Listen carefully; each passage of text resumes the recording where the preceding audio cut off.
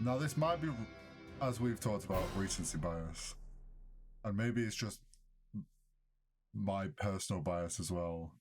But Spider-Man No Way Home, I think it nailed.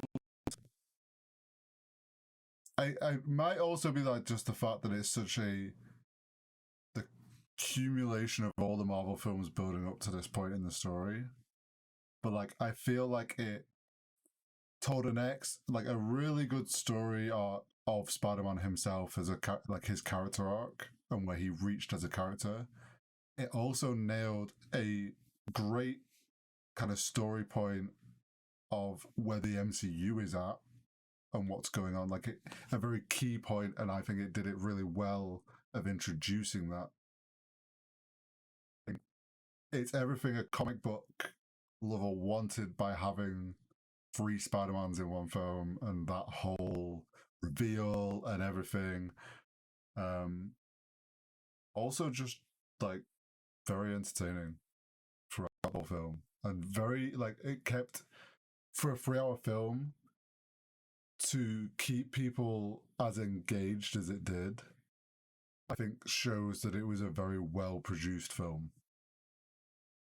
But yeah, that's where I'm at with my best comic book film. So, after lots of deliberating, I narrowed it down to 2. I have made a decision between the 2, but Jesus Christ, it was not easy.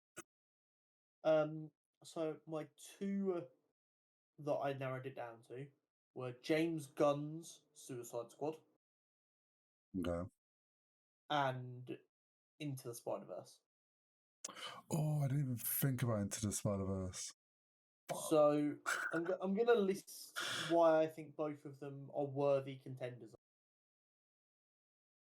So Into the Spider-Verse is obviously animated, which makes it easier to believe that it's come straight from the pages of a comic book. We have a plethora of characters who are all well developed and have great interactions, a compelling story, an amazing soundtrack.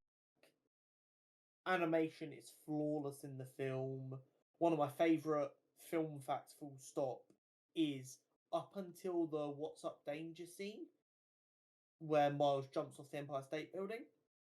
Anytime he's doing anything Spider-Man related, he's animated in 12 frames instead of 24 like everyone else to make him look clunkier. After that scene, he's up to 24 frames like everyone else. And like that level of detail going into the film really did shine through in the quality of the final product. Whereas with James Gunn's Suicide Squad, first and foremost, what you've got is a director who loves his characters. Whatever characters he gets given or chooses to use, he lovingly crafts his version of them, which we saw with Polka Dot Man and King Shark.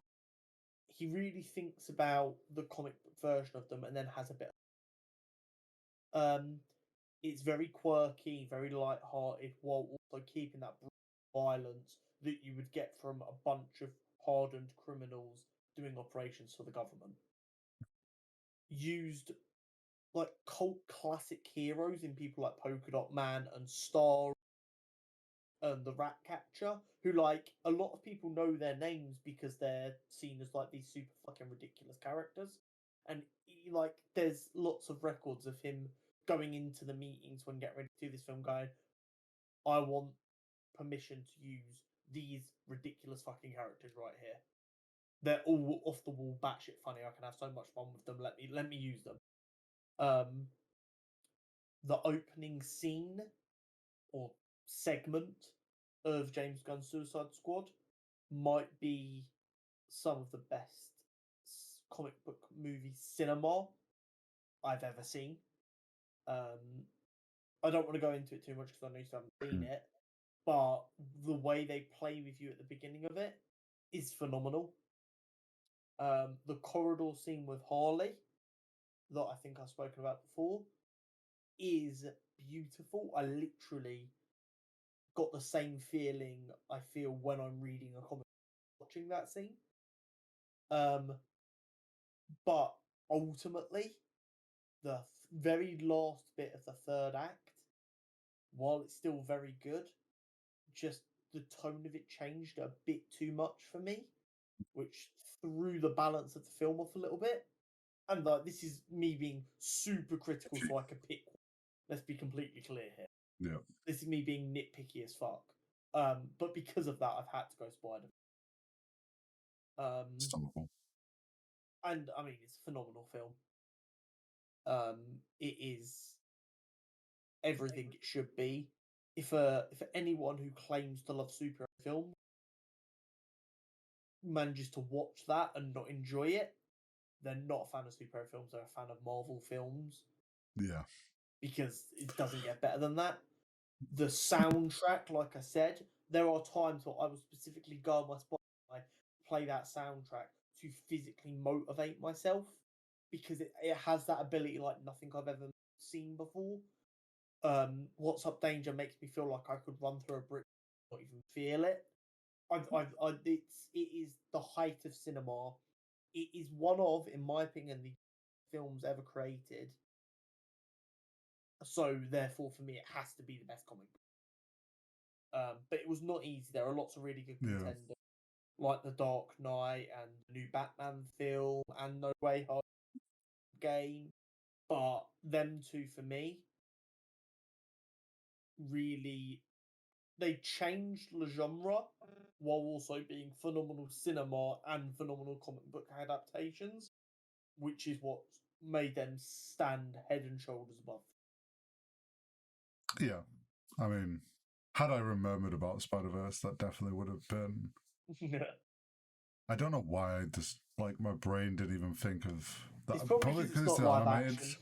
Yeah. Probably. And I think, like, everything you said about it, I think the biggest thing I loved about Spider-Verse was the fact that they used animation to their advantage in the storytelling with the frames thing. Yeah. Like, I think that's just such a smart use of it. And now that I'm, like, you've talked about it and stuff, it's like, I think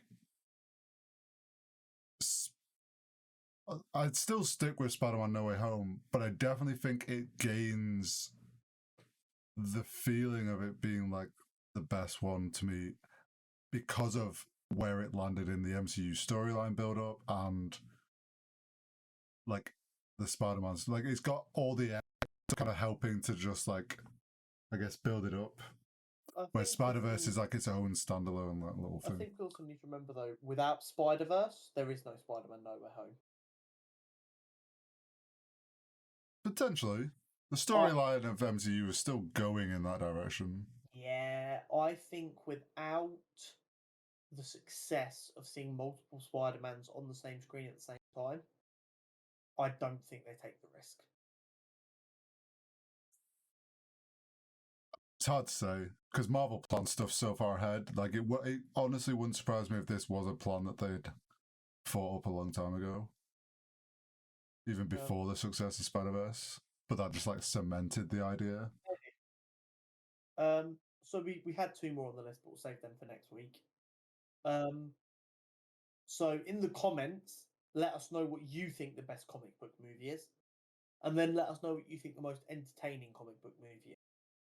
And if somehow you have the same answer for both, you're probably wrong, or you've named a film that me and Hori have both forgotten. Or they just find one of the best, or maybe they pick one of the best ones and they just happen to find it the most entertaining. Yeah, a proper cinephile who can only be entertained by really high and well-made film. Who knows? Possibly. So the next kind of point/question that I had on here kind of leads into the following.